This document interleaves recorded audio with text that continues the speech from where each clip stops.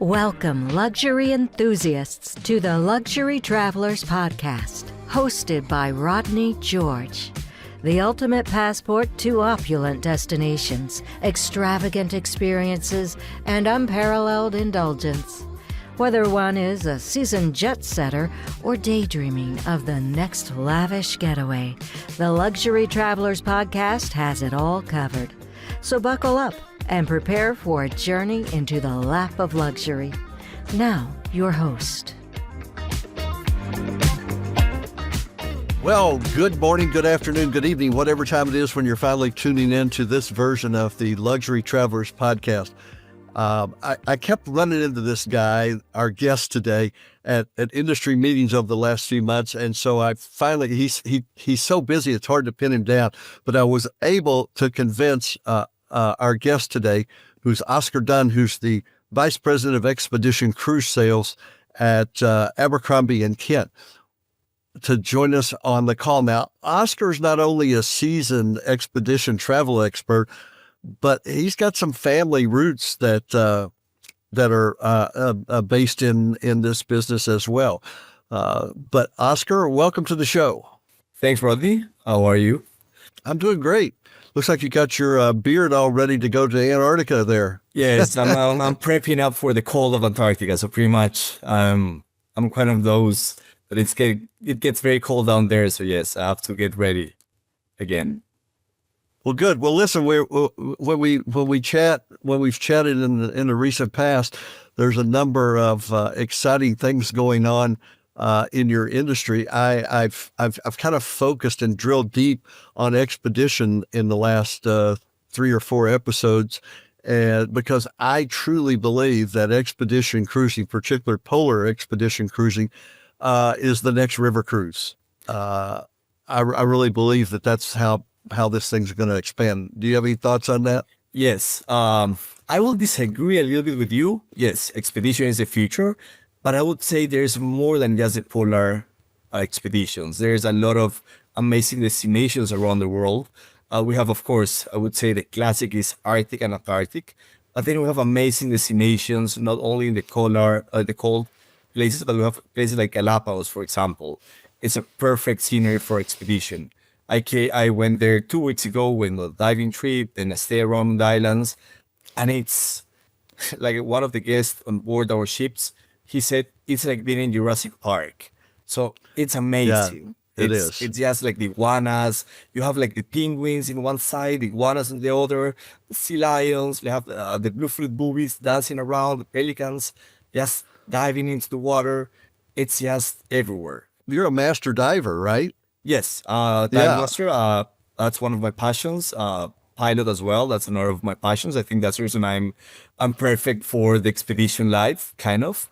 But yes, I went diving in Galapagos, and I would say for me, it's one of the best places to dive in the world. I never thought of diving there. I was just so in awe of everything else that but I guess it's probably just as awesome under the water as it is on the land there. Yeah, that's the thing. Galapagos is one of those destinations that you don't need to like walk a lot or dive or nothing. Whatever you see, to the sky, to the water, to the sides, you have all this amazing wildlife, untouched wildlife, even though tourism has been there in the last 40 years. But again, animals are untouched. They're not scared of us. They come very close to us. And diving, it's the same experience.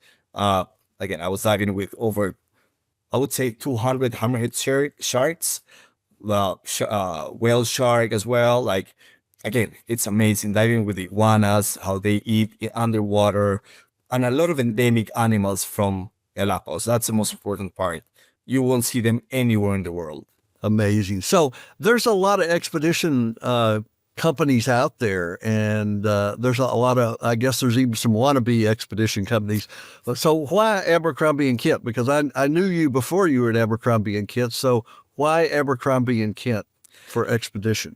So first of all, Abercrombie and Kent, we are not a cruise line. We are a tour operator using the ships. And that's our big difference from big cruise lines, I would say. Even though we use a ship, yes, we act like a cruise line. We don't have our own ships, but we do charter the whole ships, and we cater with the A&K what everybody knows about ANK, luxury, service, and experience. We have been doing as Abercrombie and Kent expeditions for over 35 years now. We have an amazing expedition team. We are very proud of it. I would say there's only a couple of companies, no more than 3, that I would recommend. And even though in my past life or previous life where we met, I would say ANK was always our to-go. So I'm happy here. I'm happy with Abercrombie and Kent. And yes, we explore, and that's when the first question that you asked me about the polar regions, we have started exploring new experiences. It's going to sound quite funny, but Japan, for example, going to Japan on a normal ship or going to Japan in a private jet experience, 140 guests on board with the ANK expedition team. And then with ANK, Abercrombie and Kent, we have something that we're the only company with over 65 own offices around the world. So wherever we go, Right. we are locals. We have our own DMCs, our own destination management company. So we create these amazing experiences wherever we go. So maybe some of the people who are watching us, they've been in Italy 100 times or 50 times or 20 times, but maybe they have never been the ANK way. And that's what we are proud of, how we show the world to a lot of travelers that they think they have traveled. And that's our new logo, Live Well Traveled. That's what we want, to travel as amazing places, but with the experience that we have. Well, you mentioned that A&K was you said to-go company. You meant go-to company, right? Well, yes, exactly. Yeah, go to, sorry, yeah. Potato, yes. Well, now, you also touched a little bit on something that I wanted to go a little bit deeper, and you guys don't own your own ships, but... However, I would say, as I was told lately, don't say but, however, However, yes, we use a company called Ponant. It's a French company. They have beautiful ships. They are very catered to the French market, I would say. So what we do, and I'm going to be in trouble, and I think you know me very well, and I'm always in trouble, we take the French out of Ponant. So that's the best way to explain, and I'm always in trouble. Yeah. Now it's recorded, so it's even worse. We take everybody from Ponant out, and we bring our own expedition team, cruise director, hotel director.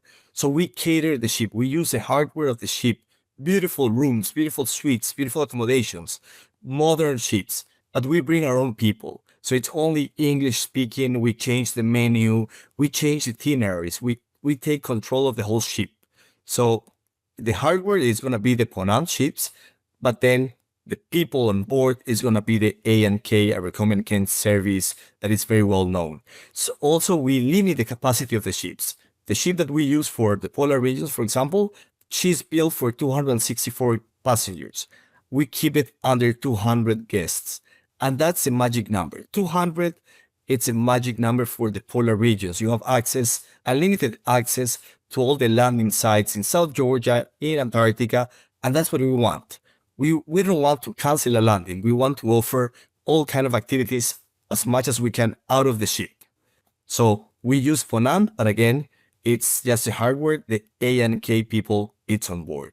but don't you guys have something going on with Crystal that's going to fall into Yes, and I'm going to be again in trouble. Now with my boss, the CEO, we offer, and we gave the announcement when we launched Serenity, the first ship from Crystal, that we were going to build 2 expedition ships for Crystal. In this year, a lot of things happened or changed. And now we are debating if we should build the ships for A&K rather than for Crystal. So the idea is to keep Crystal as classic ship.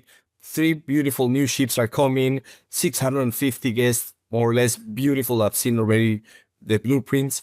But the idea is to build 2 ships, and I'm going to say something that I shouldn't, but I'm laughing so I can't keep any secrets.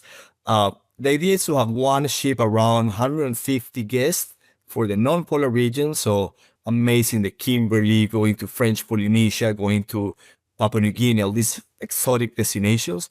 And then having a less than 200, 199 guest ship that will be doing both polar regions, Arctic and Antarctica. So we are already working on that. I've been part of those meetings with the shipyard.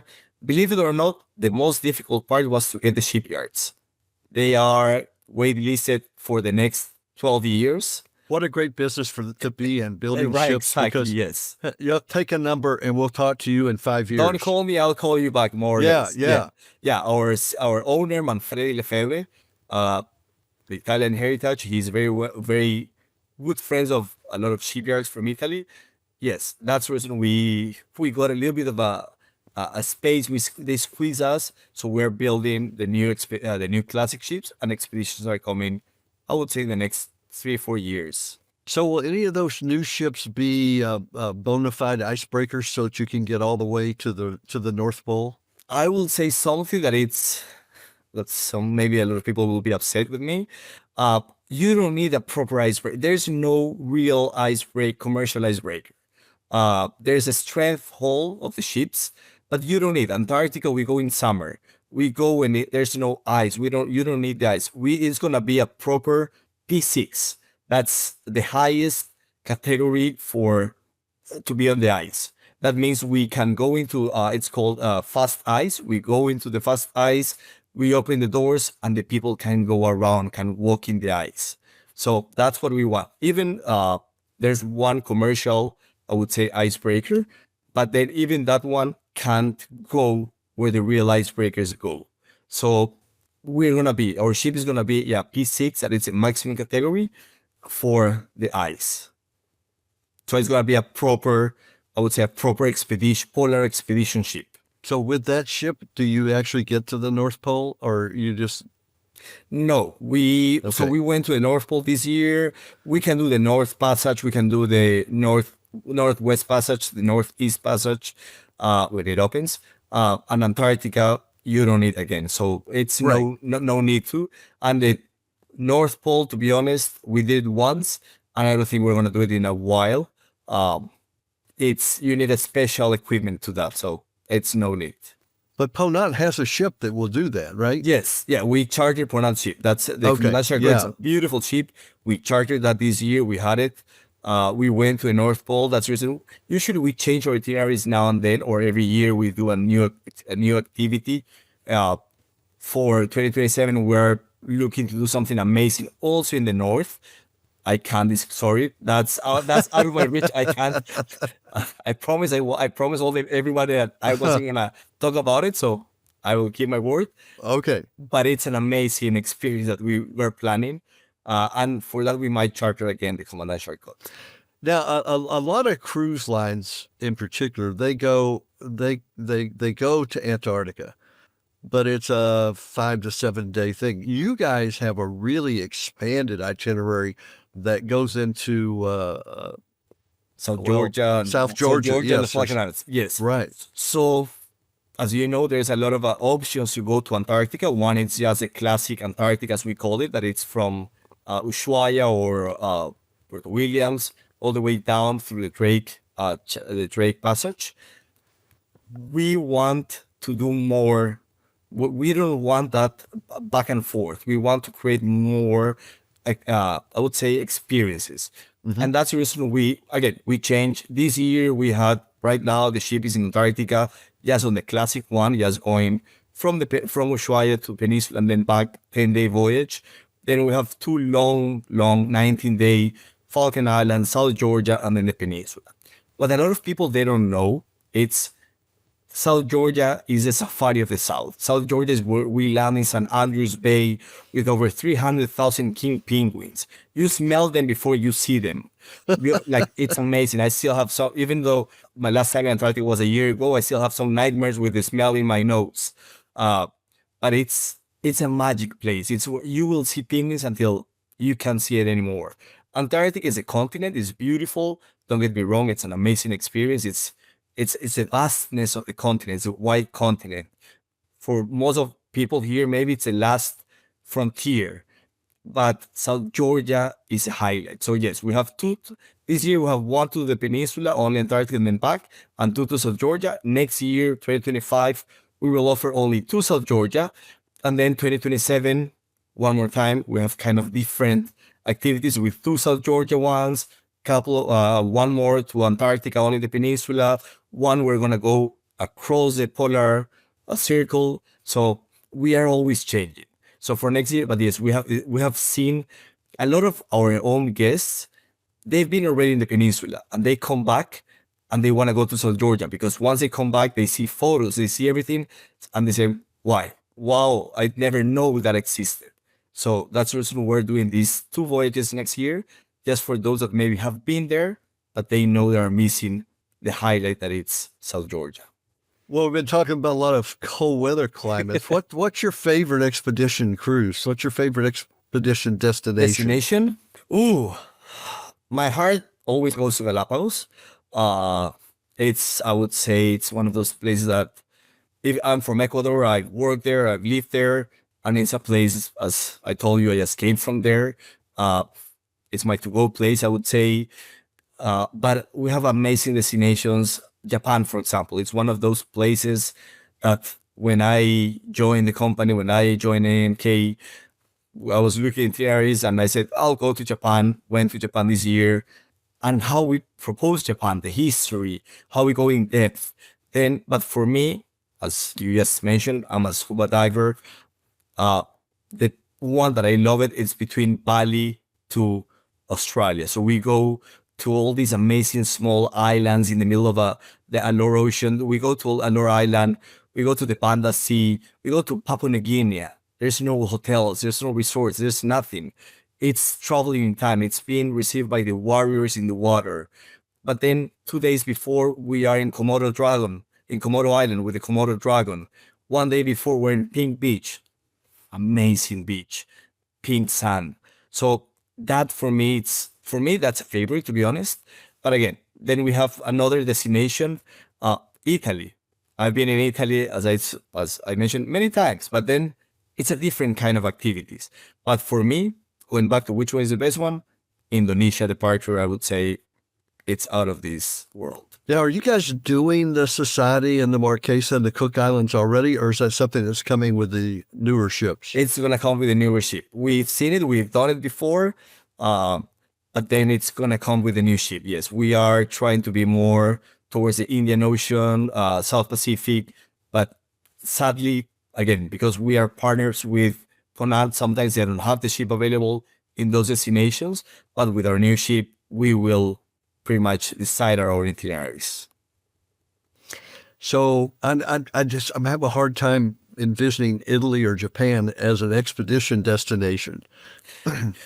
Yes. Having been to both those places, Italy, of course, a number of times, Japan. I would give you one example in Italy, for example. And again, me too. I completely agree with you.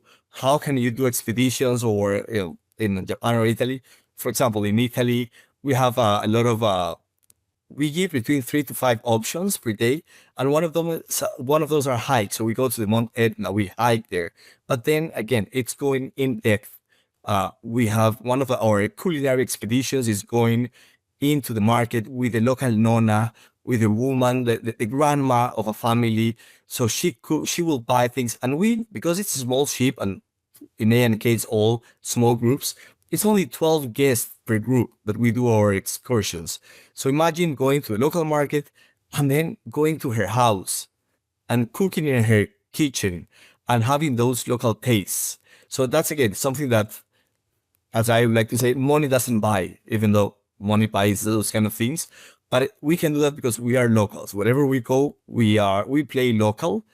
And that's expedition that we want to offer, that different type of experience in those places. Yeah, I had a lady on the podcast just a few days ago. She has a company called Traveling Spoon. Oh. And they set up in-home dining with not professional chefs, but just ordinary people that love to cook, and set up dinner in their home all over the world. They're in 200 different cities around the world right now. Started by a couple of gals one of them has an MBA from University of California, and she said, I never dreamed I would be pursuing my passion, but I'm pursuing my passion, and they're getting a lot of subscribers that really love that concept of not going to the big fancy restaurant. Let's drill down and go local.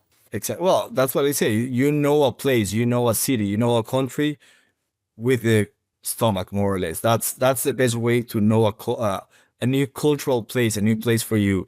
And in Japan, we do the same. Like everybody says, Japan, okay, you have the classic sushis. But no, it's different. It's a different experience. It's a world more than just that. And in Italy, the same. It's just from place to place. And we have the local guides plus our local expedition. So what we try to do in this kind of expedition is the in-depth of the places that we go. Now, I know that in your past, you did actually work on some expedition cruise ships, because when you and I first met, you were transitioning from a luxury cruise brand over to Abercrombie and Kent. So what's a typical day like for people who've never been on an expedition ship? What's a typical day like? So yes, my background, my past, it's 10 years as expedition leaders around the world, been many times to Antarctica. After 50 times, I stopped counting. Same with the Arctic. It's a place I would go again in a heartbeat. A classic day, and I, as expedition leader, when I was doing the first briefing, I was always telling the guests, you will need vacations from your vacations. It's not a classic vacation. It's not just sitting there and enjoying and reading. It's active. It's going to these places. We wake up quite early in the morning. The expedition team will be awake 3, 4, 5 in the morning, just checking the wind, checking the landing sites.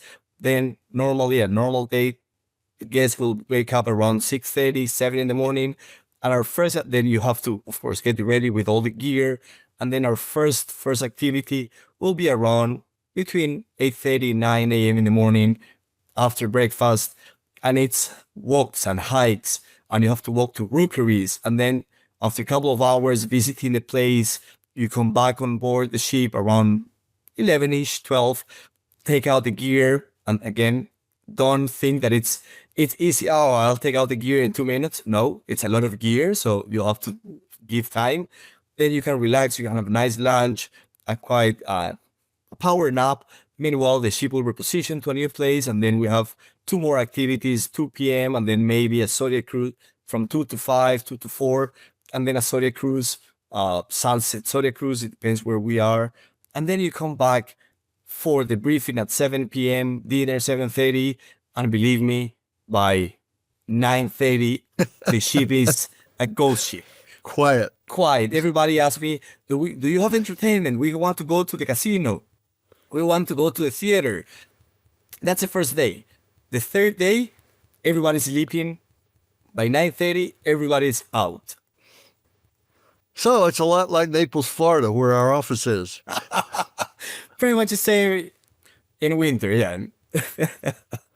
So you mentioned in the evening around 7 o'clock, the lectures. Those are all related to what you think you're going to do tomorrow, right? Yes. So we have a briefing and recap, and briefing is what we call every single day. So in recap, we're going to do more or less what we did that day. So our expedition team, we have marine biologists, we have ornithologists, we have historians. So if we go to South Georgia, we go to where Griffith, where Shackleton is buried, then either we do a pre-cap, that is the day before, he will go to the stage and our historian will talk about Rob Kasky, who's our historian. He has written books about Shackleton. He's going to tell the story. He's going to pretty much like prepare the guests to what to expect, what to see, where to see.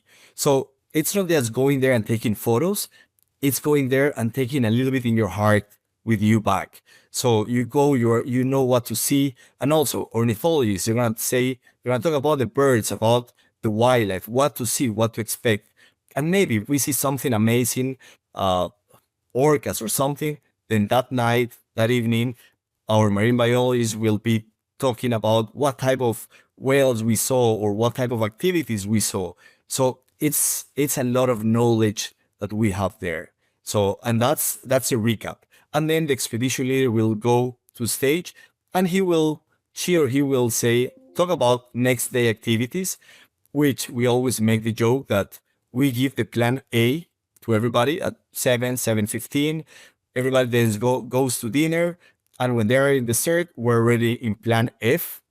And then when they're going to sleep, we're already in plan P. So we change it's by the seconds because the weather changes, wildlife change. And then that's the reason I told you we wake up at 3 in the morning just to get ready. And then by 6 a.m., we're back to plan A. So it's a lot of preparing behind the scenes. Well, and you have to be flexible too, because the weather, That's a especially in word. those polar regions, the weather's really important and determines what you can and can't do each day. Yes. It really probably hour by hour, maybe minute by minute even. It's what we call, it's flexibility is the magic word. That's a word. Even before saying welcome, we say flexibility because a lot of people, they tend to think, okay, what time we're going to do the landing because I need to have a spa appointment. There's no penguins and whales. Believe me, they have no time. It's They have no whenever it schedule. happens. So yes, I always tell my guests on board, half of you are gonna hate me, half of you are gonna love me, but I will wake everybody up. I don't care the time it is. When we see a polar bear in the Arctic, a blue whale, or something amazing, and I've done announcements, and I would say 99% of the guests are happy. 1% might be upset that I did a call at 3 in the morning, but it's completely worth it. Yeah, if that 1% probably shouldn't be on an expedition cruise. Exactly. Well, that 1%, they're thinking where to do shopping more or less in Antarctica, but yeah, it's not the right place. Yeah, it's underneath the first tree you come to, right? More or less. Oh, well, if you were someone who has not done expedition cruising, what would be your advice to them as to where to start, how to start? I mean, a lot of people want to get to Antarctica, so they got the bragging rights of having visited all 7 continents. But from what would be your top 5 destinations? So I would say the perfect transition to expedition is Galapagos. From the US, it's not that far. It's only depends from Miami. It's a easy 4-hour flight. It's already set up. The weather is great. It's not, you don't have the extreme weather.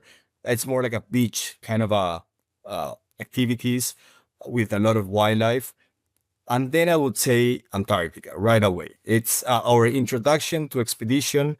It's always Galapagos, and Antarctica would be the place that I would say, as you say, bragging rights. But I think, and it's funny how you see, and again, with my experience on board, everybody comes on board with the bragging rights, and are we gonna do this? Are we gonna see this? Are you promised we're gonna do this? Once they get on board, everybody realizes how small we are in this world. Like when you go in between all these huge glaciers and huge icebergs, and we go, for example, one of those, it's Hope Bay, that it's massive, massive amounts of ice. And we go in the Zodiac cruise, and suddenly you see a leopard seal just sleeping, snoozing one iceberg floating around, and some penguins around as well, walking, just passing. And suddenly you hear the blowhole of a humpback whale popping next to the Zodiac because we were looking something else and the humpback whale was just there. So that's Antarctica. And I'll be very honest, after that, the bar is very high. Arctic, everybody says Antarctica is a place of magnitude, big things, thousands of penguins, huge icebergs. Arctic, it's more birds, a little bit more different wildlife. But believe me, once you see the polar bear, it's over. That's it. I've seen people crying like kids because that was a dream, to see the polar bear, to be in front of one of those beautiful animals. We need, and we have a certain distance from the animals, of course, but just watching all this wildlife in their nature state, not in the zoo, not in a place, just roaming around looking for food. It's just amazing. And then that's the polar regions. Then in the warm waters, Komodo dragon. Since I was a kid, watching National Geographic, watching all these places, all these documentaries, and I never thought I was gonna see one. But walking in the forest in Komodo Island with the rangers and just seeing how they hunt, how they eat, how they hide, it's just amazing. It's I can't explain. I don't know if you can feel my passion or how I feel, because I'm ready to jump back there. It's just amazing. Well, folks, we're gonna have to cut this off now, but I wanted to I hope you enjoyed the experience, and I hope that you've learned from Oscar some of the many, many, many reasons, and there's probably 1,000 more reasons that you might want to take a look at expeditions. By the way, all of these expedition travel opportunities are great for multi-generational vacations, to take your children and your grandchildren and literally create some memories that'll last for the rest of their lives. Long after you're gone, they'll be remembering that they saw their first polar bear with grandpa or grandma. Yeah. It's great for families, and it's the best food the kids can have. I'll be very honest. Well, Oscar, we appreciate you being with us today. Rodney, thank you very much. A pleasure as always. It's great to see you, and hopefully your dad's doing well, and you can get back on the road there. I just want to remind everybody, as you go on your way, get out there and enjoy yourself, because it's later than you think. That's a good one. Bye for now, Oscar. Bye, Rodney. Thank you very much.